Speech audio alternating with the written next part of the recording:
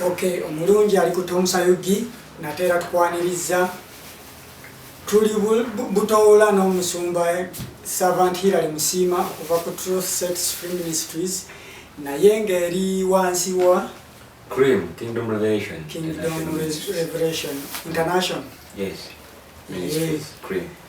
Bwetutyo tuyingiddewo abali mukutu tubaaniriza nyongera okubajjukiza nti ku 14 wali ng'oyise Wakiso bayitawo Gayazaawo waliwo essomero baliyita Florence Junior School bongera okukujjukiza nti baggulawo era bakyaligesitalinga abayizi naddala aba primary be badiiringa nabo bagamba nti I will, I can naye nga slogane yaabwe egamba nti it is another home for your children. Totwala bitabo, totwala mmere, buli kimu okisanga ku ssomero kasita omala okwatagana nabo buli kimu okisanga wali ate omwana wo n'abeera mu learning environment ennungi. Mami Ashe oba Agi awe Boston nkutumirako nnyo nkwebaza okutugoberera musumba Abati mukkiriza awo Kaleerwe naawe nkutumirako nnyo webale kugoberera mukutu guno. John Yiruchobe naye abeerako waliwo mukodomi wange awo Magezi Christ naye namulabyawo ng'aga nti kwetuli nnyo nkwaniriza ku mukutu guno ate gubeerereko ne mukyala Namuduruth naye abeerako tukwaniriza nnyo ku mukutu guno ate bw'olaba naawe by'olabye bisheyalingira abalala basobole okubeera nga nabo bafunamu okuganyulwa nga nabo obifunye. Era n'abantu naye kutumirako nnyo musanga jjuzaawo nali simulabangako n'agamba nti ono mumanyi mulaba ku TV konza ekitiibwa kya Mukama bw'abanga abeereyo n'andaba. N'abantu bangi nnyo batugoberera babeerako bambi ne batulaba maama awe Kasubi mwana muwala Maria Nalubega naye abeerako nkutumiddeko nnyo Mami Olivia bangi nnyo mami Shina waliwo looya wangaawo Wini mwenna mbatumirako nnyo mwebale kubeera ku mukutu guno nga mulaba. Kakati omusumba tuzzaako ssaala tutandike omulamu ogwatuleese abantu wabakyalenjinga nnyo ng'obabuulira 2 omukulu Kasani ng'agamba nti omuvuze nnyo speed okumugamba nti 2022 equals to 7 ng'agamba musumba awo omuvuzeemu speed onaamubuulira addemu akutegereze bulungi ebyo byali bitegerekeka bulungi. Kale katwebaze Katonda ffe tukweyanza bw'otuwadde omukisa ate okujja ku Tomusayugi gwe yateesa okuva edda mukutu guno gubeerewo olw'okuyigiriza abantu bannaffe ani naffe nyini kwongera okutukuza mu kutegeera. Tukwegaire n'ebitugenda okwogera olwaleero kabigasse abantu bannaffe bajje ku ddaala erimu mulamu bombi n'obwomwe okwongera okutegeera ani n'abala bonna obw'omukisa n'omukutu ogw'omukisa bonna babeerako ku kamera bonna betukola nabo obw'omukisa tubeeremu byonna mu Kristo Yesu Mukama waffe omukozi waffe. Amiina. Kakati nno tubadde tutakulatagula era tugira ne tutakulatagula ebitabo ne tutunuulira embeera eriwo current affairs na biki ebigenda mu maaso. Waliwo omuwala sijjukira linnya lye nabadde mulaba nga yagenda mu Bawalabu eyo mu nsi z'Abawalabu United Arab Emirates naye n'afuna obuzibu ne bamugjamu ensigo emu bamutwala mu ddwaliro ne bamukuba kalifomu ne bamugjamu ensigo emu kati ali awo ne bwamira empeke efuluma nga bwe yagimize. Tugamba obulamu buli totally disorganized buli upside down.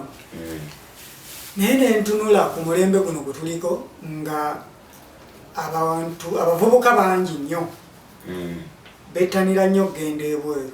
Kirungi oba oli awo nti tufunayo akasente akava ebweru oba oli awo n'atabadde na mulimu wano asobola okugenda eri n'abeerako omulimu gwakola okusobola okuvaamu akasente. Yes. Naye ate olumu mu ngeri emu oba endala obulamu bw'abantu baffe bufa, abafumba amaka gafudde n'ebintu ebirala ebiringa ebyo. Omulembe guno gugenda kiki ekiviiriddeko ddala abantu okwettanira ennyo okugenda mu bwa Kadama bulinga buddu kumpi. Endowooza eno waliwo omukulu yagiyita modern day slavery. Tulinga abagenda tulinga ffe abeetwala naye nga bali oba oliawo bwe bateekawo embeera etufosinga okugenda. Kati kiki ekiviiriddeko omulembe guno okwettanira ennyo? Buli agira bw'ati nti ŋŋenda Oman, buli agira bw'ati nti ŋŋenda Dubai, okugira kuti nti njagala fulumamu. Omulembe kiki ekikuviiriddeko okubeera nti abantu bettanira nnyo okugenda ebweru? Neyanziza nnyo Tomusa. Yes sir. Bannange njagala kubategeeza era webale omulamwa guno guba mukulu nnyo. Yes sir. Naddala mulembe gwaffe. Basebo ne bajjambo njagala okusooka okutegeeza abantu nga bwenzija enjogera baze babeera ku Tomusa yugi. Katonda bwe yatonda abantu ku nsi kuno, katandike mu Edeni. Yes sir. Katonda yatonda yamala ennaku 5 ng'akola nsi. Bayibuli kyegamba. Yes. Ebimera, ebyennyanja, ebisolo byonna mu nnaku ezi 5 nga tannakola muntu. Bayibuli egamba ku nnaku olw'omukaaga n'akola omuntu. Yes sir. Awo nno waliwo ebintu bingi binyinza okwogerako naye ku nsonga eno kanjogere kino. Yes sir. Katonda nga tannakola Adamu yasooka n'amuteerawo by'alina okukozesa byonna. Bw'alina okulya, bw'anaanaaba, bw'anaakuza abaana, nga Adamu taliiwo. Bwe yamala okukakasa nga Adamu taliiwo munaku ezi Katonda akola ebyo. Yasooka Adamu n'amukolera ebyo ebinaamuyamba. Nga Adamu taliiwo. Nga naye abikola. Naye ng'abikola amanyi Adamu ajja kwetaaga kino, Adamu ajja kuteeka kino, Adamu ajja kwetaaga kino, Adamu ajja kwetaaga ku vitamins, ajja kwetaaga proteins, ajja kwetaaga ekyennyanja, byonna n'abikola. In fact Adamu yalina kulya ebibala byokka. Oluvannyuma ng'amaze obbikola bulungi yeetegereza n'agamba naye mu situation yeno bwe gaba maka Adamu talina kyabuuza nti Adamu talina kyabuuza. Ku lunaku lw'omukaaga n'alyoka akola Adamu. Nga buli kimu weekiri eyo enteekateeka ya Katonda okuva ku butonzi n'okutuuka olwaleero. Kyova olaba mu Yeremiya essuula emu aga Yeremiya nti nakumanya nga ndaba nakuzaala olubuto lwa maama wo n'enkwawula. Amujjukiza ky'Adamu nti nze bwetyo bwe nkola ebintu. Nakumanya.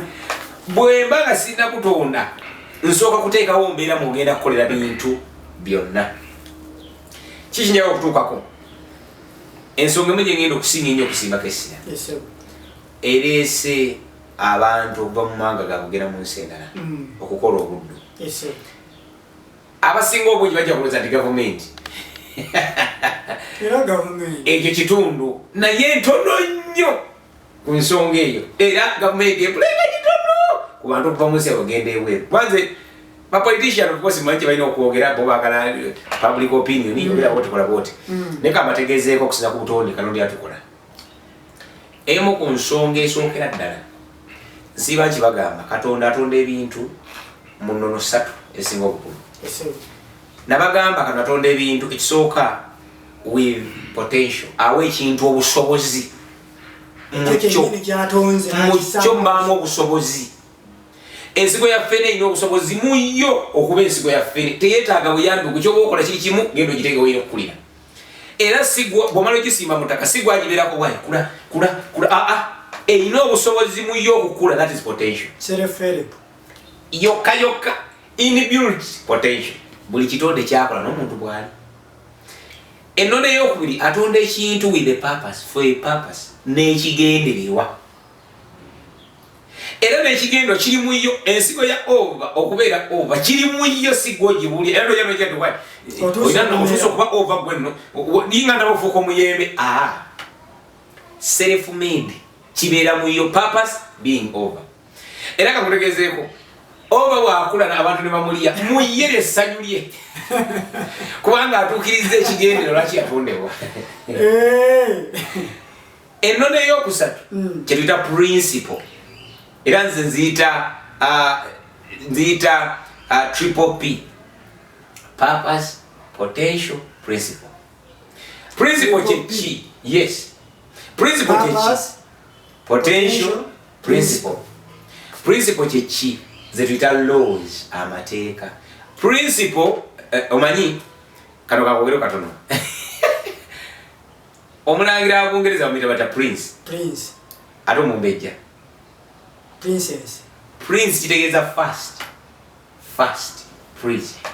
Basebo ne banyabo sagala baga bibiri bijja bakoya naye kale prince kitegeeza first. Era kimuyisa prince ndi first in line yasooka mu nyino singa twaleta agenda okudda queen watuula kikimuyisa prince. Si kyawulangira prince means first.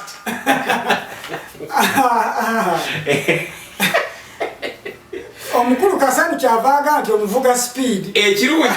Ekirungi mwine internet dictionary zammwe. N'olwensonga eyo root word for prince is first. Kati zino ekiriisa principles ebisooka. Era principle tuba tugamba the first law kyera principle. Era principle mateeka. Kati katonda amala okukola ebintu with principles ge mateeka n'agamba nti over nti ye ayina potential mu y'okubeera over takwetaaga ku ekyo. Over ayina purpose mu y'okubeera over tewetaaga mulagira. Wabula ekikwalaga ne principle namutonda mu ye ttaka kwalina okukulira ekyo nakyo kiri mu ye. Era bw'okwata over n'omusimba ku tiles nawe tuli tagenda kukula ekyo teyakwebuuzaako. Principles tekiriimu si gwe omukolera principle. Bamukolera principle yakumera ku ttaka. Exactly. Ate si mataka gonna kwaliwo olw'omusoiro kile soiro sandi soiro era si ku kile soiro. Bw'osobola kugumba sisa tagenda kukulako. You've broken the principle, the law of growth. N'olwensonga eyo omuntu yenna n'asimba over potential agiraba nti oyo over papa. Bino byonna byogera bali kutomusa UG. Twagala okuzuula kiki ekigiriddeko abantu kuva mawanga gali bagende mu bubbi. Omuntu yenna yazaalibwa bonna namwe mwenna bakadama bali yenna abaliriddawa. Mwenna you have potential. Mwena obusobozi mu mwanga. Ngabula over. Mwenna mwina purpose. Katonda yabatonda with a purpose. Wabula ekizibu ky'omulembe guno is principle. Laws of growth. Oba laws of becoming. Amateeka agafuga omuntu okufuuka. Kyate exactly. Kakati olw'okuba nti era kyokulaba guno gwe mulembe gwokka. Nze nomulokole gy'empanga lya wansanyusa. Ndi gwe mulembe gwokka gw'osanga musumangano nti kitwale, kyebagajje, fire. Kakati Katonda nga bwe gambye awa ekintu potential. Yawa olulimi, Bible ega nti ku lulimi kuliko amaanyi g'okufa n'obulamu. Era Bible ega nti olulimi lutonzi. Eyo lulina potential of creating. Right? Yes. N'ekigendo ky'olulimi lulina ebigendera bingi naye ne mu kye lulina lutonda. Era lulina purpose ey'okutonda. Ekizibu kiri mu principle in quotation. Diro lutonda wa butya.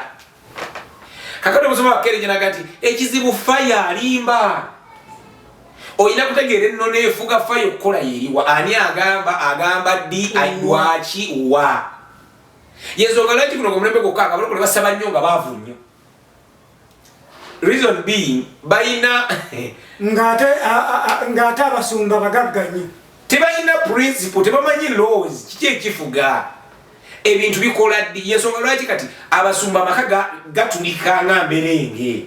Every day tulina omusumba mukazi anoba oba guba kyayi. Why? Kade kiweweesi bali mu kooti. Why? Principle, laws of marriage. Bwemwali mwingira obufumbo mwategeera amateeka agafuga ekimera bufumbo. Obufumbo bulimu essanyu, potential. Obufumbo bulina ekigendo ekyokuzaala okwala, purpose. Wabula obufumbo bulina principle. Ebyo byonna tugenda bikola tutya twabitegeera nti nedda gateekwa kufa. Nga bulemesi bwe yaffe gye gambye. Bw'otogoberera triple P. If you don't follow the triple ziri ebbiri zo purpose eri obvious ekyo olina okwezuula ojja kwezuula. Era ebyo mbiyigiriza nnyo. Potential oba ogiraba omwana bw'abeera musambi wa mupiira. Engeri otuka pitu mu mupiira agwagala era nga ali mu kisaawe nga potential typically zalina na buzibu. Omwana nga makanika atandikirawo okulu na remote atandikirawo okukola kimatala ayagala gakwatemu potential mugenda okujja kuti nga ready agisumuludde alaba omusajja ayogerera mu ndomo exactly alina ayogera potential and purpose kati obuzibu principle ono omukulu makanika akulirawa kakutegezeeko abaana bonna bakadama bonna bageze mawanga ago balina potential balina purpose problem sibamanyi principles era kakutegezeeko bw'okwata ensigo ya ffene ku maanyi gonna gerina n'ogiteeka ku tiles nga lwetuli nemalawo omwaka gumu n'ogijjawo n'ogenda ogisimba mu lw'omuswero wenkulira obulungi tekula omanyizo malwaki out of season luli bwali wakagisawo yalina obusobozi obukula wabula olw'okwamala ebbanga ng'ogisimbye talina kukulira kati tekyasobola kukula kati ebigaanyi out of season principles wazimenya n'omuleka totote ku ttaka eddungi obula it is too late for you n'olwensonga ebassebo tebanyaba kyenjagala okumenya bali kutomusayo gi ekiretedde abantu bonna okuva mawanga gaabwe n'okuvaano n'okukola biki ekisooka abamu tebamanyi potential yaabwe abamu tebamanyi purpose abasinga obungi abategedde ebitabamanyi principles kakutegezeeko olwaleero ne gavumenti zetwogerako nze mbadde mmanyi ogenda kuŋŋamba ti gavumenti yereetedde abantu ogenda ebweru mu buddu bintu bwebiti kankutegezeeko bayibuli egamba nti yakobo yazaala abaana 12 bw'azaala abaana 12 yalinamu omwana gwe weta Joseph eyalina ekirabo yali second last born yandibadde third last kuba bazaala n'omuwala yitibwa Dina naye katogere ku balenzi naye omuvubuka oyo mu famire eyo abantu 12 eggwanga Katonda lyali alonze okuva mu Ibulayimu mu Isaaka ne Yakobo mwana omwana yitibwa Joseph Katonda n'amanya nti omwana ono Joseph n'amuwa ekirabo ekyokulaba yali alina okubikkulirwa kwa Katonda Katonda n'amanya nti famire eno gye nnonze eggwanga lyange neetaaga okutunda nga nze Katonda mu nsi yonna kanamanya nti mu myaka bwegiti ne bwegiti gyalisoba 20 wagenda kubaawo enjala ku nsi yonna kakunyusi myaka egyo Joseph ye muto n'amanya nti myaka egyo mu njala egenda okujja ngenda kwepromotinga nga ndi Katonda okuyita mwana ono Joseph ntya omwana ono Joseph agenda kutegeeza baganda be n'emikwano gye obusobozi bw'alina bamuyamba okukula principles akulye mu kibala mu gift Katonda gyamuwa emyaka gy'enjala gigenda okutuuka Joseph abagule nti taata nti tulime tugule ebintu by'ekyalo byonna bibatuna myaka gino musanvu bira tubiteeke wakati ate lwaki wagenda kujja enjala nga bigamba kitaawe bali Kanani mu myaka 7 wagenda kubeerawo enjala nga bya maaso wagenda kubeerawo enjala ekitali mu Joseph enjala bwenajja abantu bonna bagenda kujja nga batusaba emmere bagenda kula Katonda gwe tulina babuuze mwakitegeera kutya tubage tusinza Katonda omulamu ekyabawo kyekiriwa Joseph yatandika okugamba ku baganda ebirooto bye ne banyiiga bunyiizi yali wakumeka mu bana yali sekendera 12 yali wa 11 kali Katonda tekalina kyekagamba ne banyiiga bwe banyiiga ne batunda gift ey'okulaba emisiri eya Joseph yenyini bamutundayo bonga balooza bajjako ekyonzira kumbe bejjako ekirabo bw'atuuka eyo Farao yenyini mu Misiri yaloota ekirooto naye Katonda akalenzi akalina obusobozi bw'okulaba kalina Katonda bakaleeta ne kamuga nti emyaka 7 genda kuba gyakyegera nga kijjudde nnyo emyaka egirako egera kubeera njala mutegeezeeko ne baganda ba Yesu kyekyatoo batwala Emisiri njala yabaluma Katonda w'Emisiri yasinga okutenderezebwa kubanga Emisiri wali alina ekirabo yabalabula ne bagula emmere yonna ne bagitereka ensi zonna ne zivunnamira Misiri ng'enjala yebatta ensi yonna ne bavunnamira Misiri ng'enjala yebatta kiki enjagala okutuukako bano tebaategeera nti mu bo balina potential gye bagenda okwetaaga mu biro eby'omu maaso olwaleero ekyo ekizibu kye tulina tukwata omwana waffe alina ekirabo olwokuba tewali principle talina kirabo kye wekikulira talina kwegazaanya takola tetumuyambye netukikwana nekitwale Buwarabu kaakati eyo enjala egenda kutuluma mu maaso era mbalagulira wano nina omwana wange alina ebintu byasuula yambuza nanga nti servant ndi nina akasente katono nenjala kusubula ebintu nkole ntya naye ebintu babitunda layisi kati bannaye abantu nasubula nani nasubula nemuga byonna bisuubule oteekaawo gw'obugagga buliko tebumanya nti enjala yabi egenda kujja asobola okuwa obujulizi ekyanjogeza ekyo siti njaga nti nnabbi kwatibwa kigambo kyakanda kigambo kyakanda mu nnabbi naye nali mmanyi ebintu bwe bikola olwaleero amawanga gaffe principles amawanga gaffe kati gagenda mu njala gy'ogenda okola gye bayita kakuunyuuse problemu ng'evudde ku kitukutte ebirabo byaffe ne tubitunda eri omanyi ekisinga okuluma nsiba ngamba abantu katonda bagamba okukola ekintu otakikola ofiirwa naye yafunamu n'abalala bafunamu akono gwegatebaofiirwa gwofiirwa ye talina lwafiirwa bw'okikola afunamu n'ofunamu n'abalala ne bafunamu bw'otakikola ofiirwa n'afuna n'abalala ne bafuna oye katonda kwe tusinza n'olwensonga ebassebo ne bannyabo abaana baffe okugenda eri tugenda kufiirwa naye katonda ajja kufunamu butereevu ye katonda ajja kufunamu n'abalala bajja kufunamu problemu eriki principle abaana baffe tebayigiriziddwa nnono za kusobola bibala ebibalimu katonda gifisi yabawa okusobola okukula mu bo ye sitaani yakola ki kamba weka ekintu kitono manyi ebintu biwanvu era eno programu ebali gireeta nadde manyi nti ka programu obubuuza bugenda kuba butono dakiika nga 3 nga tubumaze naye ndaba wozze bayibuli egamba nti obwakabaka obwakafuga ensi eno bwa mirundi eki ena obusooka gye tuya babilonia obwa nebukadoneza omwali ba Daniel bamesai obwokubiri gye tuya Media and Persia obumedi Neopolis eyokusatu gye tuya Greece Alexander the Great yabaza mu history mumanyi obwokuna Roman Empire era ekyasinza okufugira ebbanga eddene ebyafaayo biraga nti Roman Empire bwe yali ewamba Greece kuba Roman Empire yawamba Greece njambala katono gye bivudde manyiza abamanyi abalibera mu byokuyiga bya Bible study bamanyiza nyanya okujja ebintu gye bivudde abantu bitegere bulungi Rome yawamba Greece nga muvuddemu bagajenazi abaana abasaba history mubimanyi ebyafaayo biraga nti Rome yagamba musaanyewo ebintu byonna Greece byekoze naye temusaanyawo library era teri library Baroma yaba Greece yabayonaani gye basaanyawo era babisaanyawo naye library tebagisaanyawo era ebyafaayo biraga nti a Roman was a Greek muyonaani mu birowoozo but a Roman doing omuloma yayina ng'obirowoozo ebyo byonna muyonaani mu birowoozo munkola nga yakiyonaani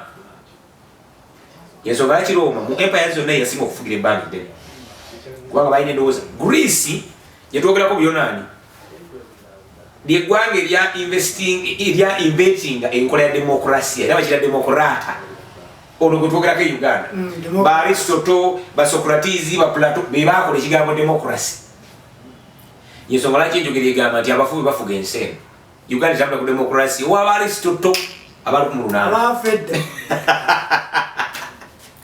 kijenjagala tutuukako abasajja bano abayonaani abarumi be bakoppa balina entegeera eno ng'eri bweti kyetuyita Greek oba kyetuyita Greek mythology oba kyetuyita Greek philosophy fact philosophy entegeera yaabwe nga baga nti omuntu yenna eyazaalibwa omuntu bw'abanga yazaalibwa kubeera leader kukulembera bantu bakatonda bamulonda batya alina okuba nga alina ennyindo mpanvu alina okuba nga mweru siggwe omweru nga bulaba omungereza bo bennyini beeru ne batuuka nga beetaaga abakozi naye njukira entegerayo omuntu alina okuweereza ali ordained by the gods bwe entegerayo bamanyine bwalina okufaanana bwe bajja mu Afirika ne bagwa ku kizinga nga kyabaddu bokka ne badde ne bagamba nti bijja tufiira wano ti ekizinga bakatonda kye baalonda nga kyo kyabaddu bokka teri liida bukyanga twagala bukyanga tukaaba kibuyaga embazzi tunonye embazi kibuyaga asudde era bo bajja wano sindi batuwalana bagudde ku kizinga ekyaba Katonda be balonda nga baddu beerere balida ne bajja abazungu leaders naturally ordained by the gods bagwa ku kizinga ekiriko abaddu ordained by the gods era bali tebatuwalana yentegeera y'ekiyonaani bo basanga baddu ne bagamba nti bukyanga tukaaba tunoonya embazi kibuyaga asudde ne batemera ku bannaabwe ne banona abaddu kye baakola kiri ki ne balaba nga bakalubiriziddwa okudiringa n'abaddu bano ne baleta kyo kita education system kino njala tukitegeere African governments ate abasinga babimanyi kituufu babimanyi ne basetinga ku education system nga y'abaddu yensonga lwaki omwana bw'ava ku university agenda kukola tavaayo mbukati nvuddeyo nti bannange ndioya nti njiza okukola kino oli ki nti mu business administration na mu degree kitaawo alina business nti nedda noonya mulimu era bonna buli abavaayo aga nti wafunye omulimu wagufunye nafunye kampuni yampadde bannange wemale nange bansabire bagyeguli engineer slavery imperialistic education kakati ekyo kitegeeza ki balibo bali baagala babeereko n'abaddu nga bagatukira kuzimba nnyumba ng'omuntu asooka pulaani ayangu yaliwo poota olwajja okufumba waliwo asobola okuwoza emisango mu baddu bannaabwe ne bateekawo education system efaanana bwetyo to shaping into their a modernized slave an improved slave omuddu amunyunguse ekisinga okuluma abala program tomusayuki n'olwali gifukyaliko temuva kutomusayuki yensonga lwaki osanga omwana nga yaayo kyanzigi nga wapittu ng'avuga emmotoka yazimba yakola embaga ng'owa university ono yakozesa wa university yakoma mupittu n'agenda mu carpentry abasajja bonna abasinga obugagga mu nsi muno their school dropouts kituufu ba Bill Gates bana ba YouTube ngenda ku bayimbi yebolewane waffe Kampala waliwo abayivu bameka baprofesa bameka balina ebizimbe mu Kampala okitegedde kubanga enkola education system kati ebyo byonna y'omuyonaani yakibala kati olwaliro abaana bafugenda mbudu is a result of a setup gye baakolera abantu bakibala kuva dda bakirowoozaako. Secondly,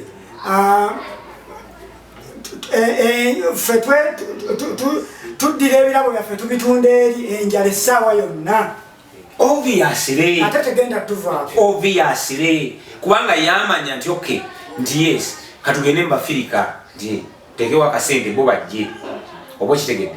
Bwe bajja gye tuli, tujja kulaba obusobozi bwabwe, tujja bajjamu ebiti, bajjamu ensigo, bajja ku omusaayi, bajja ku biki, balaba amaanyi gaabwe, balaba ebiki byonna. Ona agenda okwetegereza emyaka okuyitawo myaka 5 nga balina kye tubadde nakyo nga ffe tetukyakirina. Kubanga bo bakola ekintu kimbaga nti sooka ogende kusirimu tukkiriza. Ogende waabwe nga tolina bulwadde obwo. Kaakati n'otuuka eri. Oyagala mukozi, oyagala mulwadde. Oyagala mulamu. Oyagala mulamu. Naye nga mukozi. Kakati olina okuba ng'omanyiiko ko akazungu. Eri boogera luzungu. Nedda. Kakati awo bo ekyo kye bazze babala. Era ensonga lwaki kankutegeezeeko okutuusa ng'Abafirika n'amawanga malala gategedde ne gakwata mu education system yaago ne batereeza ensoma ey'abantu okuba nti bakuza birabo byabwe. Find the gift mumwe principle waakulira. Find the gift mwe principle waakulira. Kankutegeezeeko tomusabijji wali olabyeko ettooke eryetwala mu katale. Era teririiyo. Likola litya? Gwe wennyini bwe lumala okulaba nga likuze mu lusuku n'olyoka olitema naye nga walirabirira. Kubanga toyinza dditema nga liri mu nsiko teriyinza kukuliramu. Bw'omala odditema gwe wennyini n'olitwalayo. Tetwawukana na matooke. Katonda yali atukoze research ewe nti ffe become. Era kakutegeezeeko ekigambo Katonda kyeyagamba Adamu Edeni kye tuyita work. N'agamba Adamu tikola work. It is a Hebrew word that means become. Work. See and work gye twogera mu Hebrew context. In Hebrew, work means become yourself. Fuuka. Kano yamuga fuuka, beera, become. era kamunatonda buli muntu ng'alina kyalina okubeera. You should be so si waaka mugenda osiimuule genda oze ngatto. Work is a Hebrew word that bane kasandi genda okola research mu bigambo bino. It is a Hebrew word that means omusajja tokama mbu akuvuga speed ebigambo alwa background buli kimu n'akinyonnyola era genda okola research nga bwakugambye. Become fuuka yagamba Adamu nkwadde olusuku na biki then work become. N'olwensonga n'olwekyo kyonna kyalina problem abaana baffe. We are not helping them to do. In fact, guno gwe mulembe gokka ng'omwana ayagala okusamba omupiira mu kiseera bamukuba embooko agenda asome King Kitiri agenda asome John Speech kyokka ekitone kye kyonna n'obusobozi bwe bwonna. Nze Lastborn waffe Mukama atukoze bulungi obusobozi ne bujja wano ne wali n'asoma amasannyalaze n'agafunamu degree naye ate kati musambi wa mupiira era mu masaza yabadde top scholar utwogera kati yakyali top scholar. Nebuuza sente zonna ze twamala era kati yampulako essimu n'aŋŋamba nti omanyi saava nti kyogenda okukola kakati tunoonye sente nyine nnoonye esimu ngenda okusambira omupiira. Kati yembuuza singa twazikwata ziri zonna ne tutwala omwana waffe mu akademi oba Bungereza oba education y'omupiira singa yatunabirira kanda bakatogo tumaze okussaayo ziri kati agamuli ku kyeyo museeyo endala mpozi nga mugenda kwempulooyi nga mugenda kumpa ebizimbe bimutalina ffe tuli bassebalamu. Kikyengeza kugamba abaana baffe ye problem.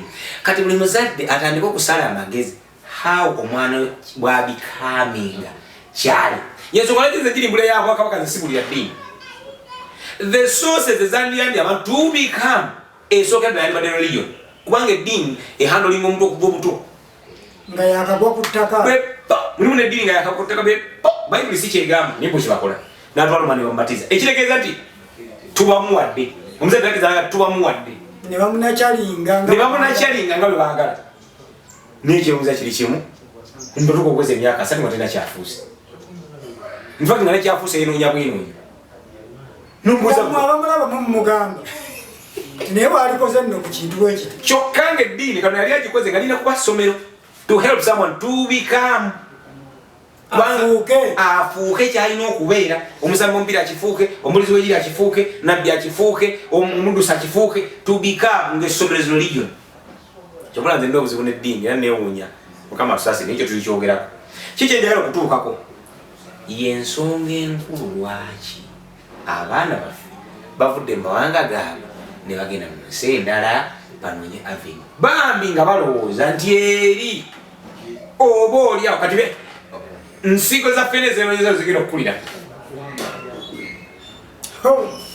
eno tuzisuula ku tiles muliro motoka kuzirinnya kola kutya kola n'ekkanisa otuukamu n'ekkanisa eyanneewonyeza omusajja muyimbi omwana yanga nagenze ne mbuuza nti olina studio wano ku kanisa naga nti sigirina.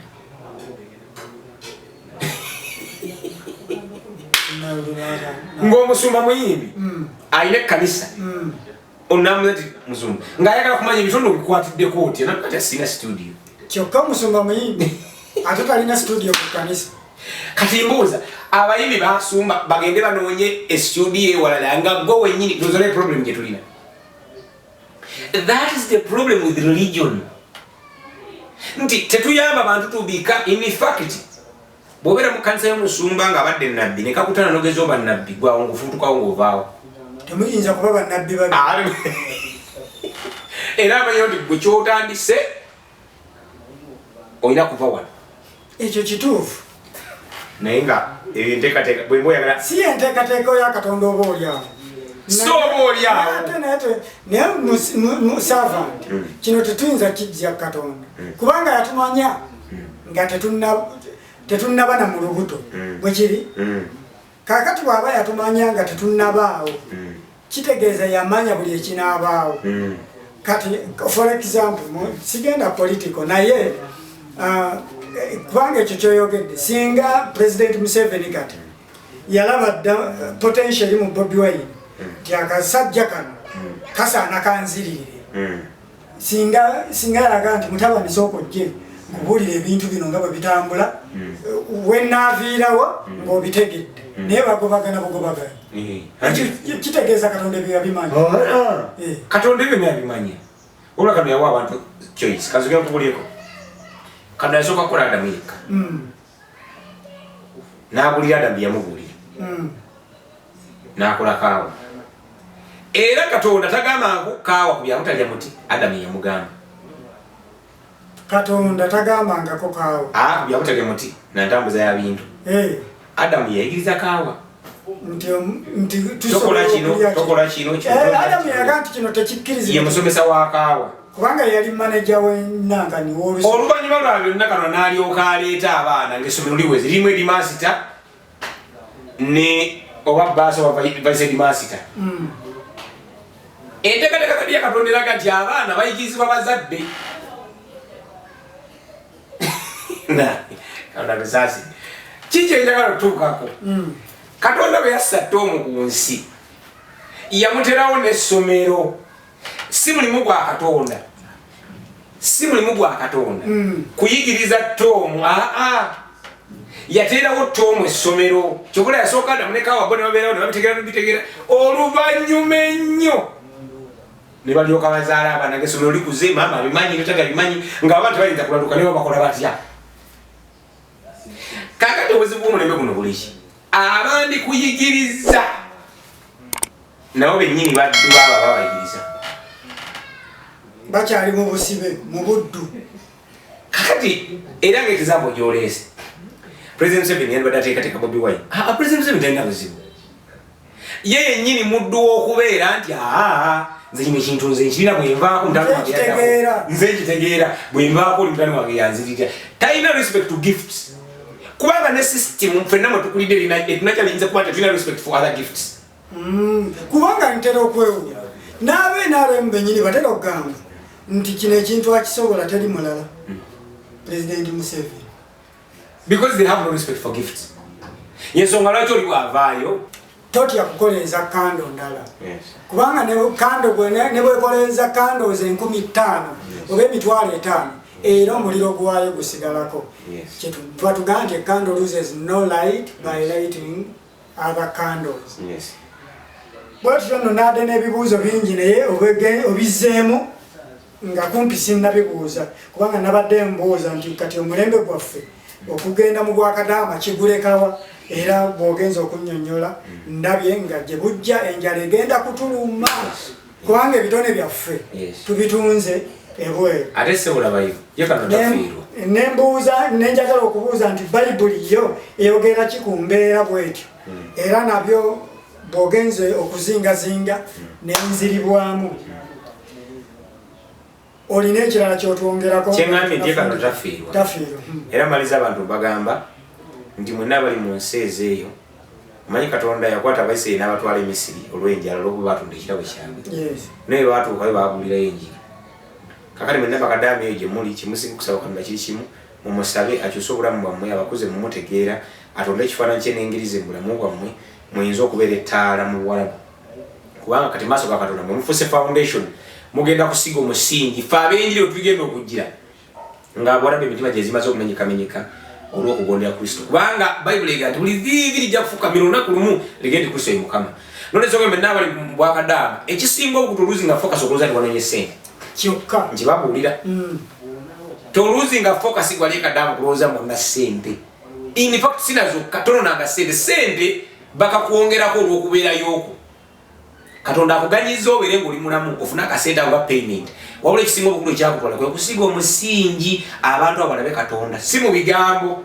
mu bikolwa kubanga abantu abagenda okusembayo okukkiriza enjiri bebawalabu ekyo Bayibuli kyeyigiriza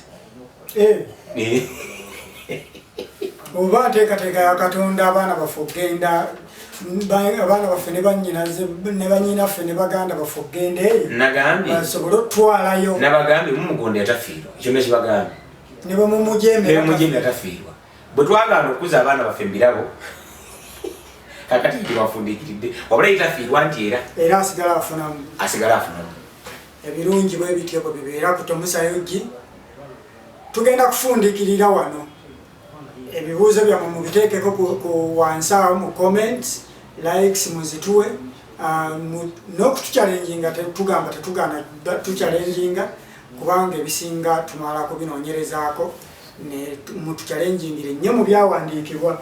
Mukulu Kasani ku Bible Facts TV nawe nkutumiddeko nnyo, n'ababadde balaba ku mukutu guno mwenna mbatumiddeko nnyo, ne naava nti nziramu okukubira kajjambo wano nti weeberale nnyo kubeerako ng'olaba, kubanga era gwomu ku balina okuba abawagizi baffe abasooka number 1 fan.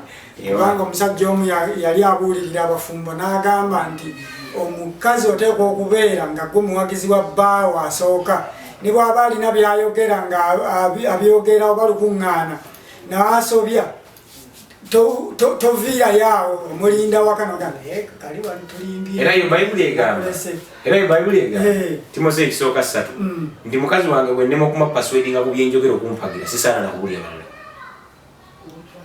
Akuume atakomera mpeera.